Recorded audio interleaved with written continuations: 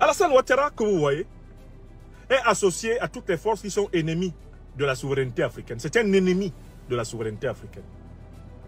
Ennemi de la souveraineté africaine. Il est un commis de la Banque de France, c'est-à-dire de ceux qui sont chargés de maintenir en esclavage monétaire 15 pays africains. Il a toujours saboté toutes les initiatives ayant pour but de doter l'Afrique d'une monnaie autonome. Voilà pourquoi il faut le combattre.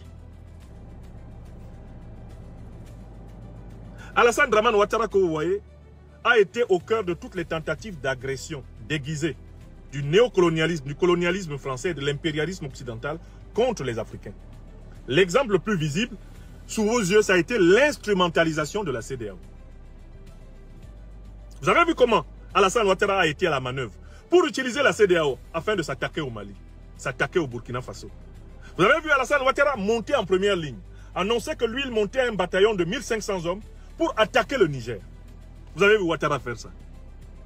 Tout ça pour imposer des valets de la France-Afrique à la tête des pays africains. Vous avez vu Ouattara le faire.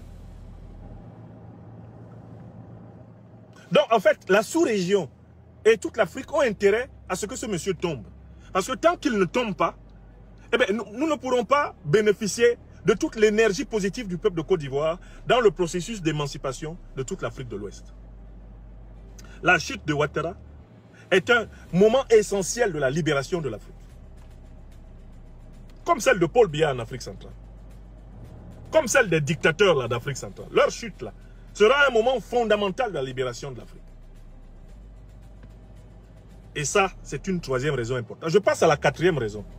Alors, Alassane Ouattara doit être débarqué du pouvoir. Parce que Alassane Ouattara a détruit quelque chose qui est le fondement de la société, à savoir la confiance en la parole donnée.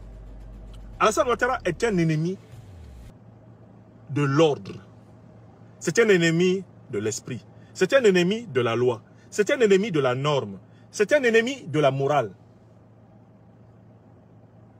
Pourquoi? Parce que cet homme-là s'est illustré par les plus grands mensonges politiques de toutes les générations politiques que la Côte d'Ivoire ait jamais connues. Et il est le plus grand mythomane politique africain que l'on puisse connaître. Il a menti sur ses origines. Il a menti sur ses intentions politiques. Il a menti à tous ses alliés. Je vous rappelle qu'il a été l'allié du président Houphouët-Boigny. Il l'a même fait cocu. Je vous rappelle qu'il a été l'allié du président Bédié. Il l'a roulé dans la farine. L'allié du président Guillaume Soro, roulé dans la farine. L'allié du président Babo, roulé dans la farine. L'allié du général Robert Gueye, roulé dans la farine. Alassane Ouattara, que vous voyez là, il a été l'allié de Tidiane Thiam, l'actuel président du PDCI, et il a roulé dans la farine. Il faut que vous preniez conscience du fait que cet homme incarne ce qu'on ne veut pas en politique. Toute société politique se construit sur le respect de la parole donnée, qui est la condition de la confiance d'homme à homme, mais aussi de la fiabilité des institutions. Alassane Ouattara représente l'anti-parole, l'anti-serment. Alassane Ouattara est un parjure incarné. Chaque fois, il a fait le contraire de ce qu'il promet. Sous Alassane Ouattara, chaque Ivoirien un toit. Alassane Ouattara est le plus grand, chasseur, expulseur d'Ivoiriens de tous les temps. Alassane Ouattara a fait le plus grand nombre de 100 toits qu'un président ivoirien ait jamais provoqué dans ce pays. Sous Alassane Dramane Ouattara, aucun opposant ne sera en prison. Alassane Ouattara a battu le record d'emprisonnement des opposants. Les prisons politiques ivoiriennes ont été pleines de son arrivée à la primature jusqu'à aujourd'hui. Par sa faute. Ah, sous Alassane Dramane Ouattara, vraiment, on n'aura pas besoin de plus de 15 ministres. Un gouvernement de plus de 15 ministres, ce n'est pas la peine.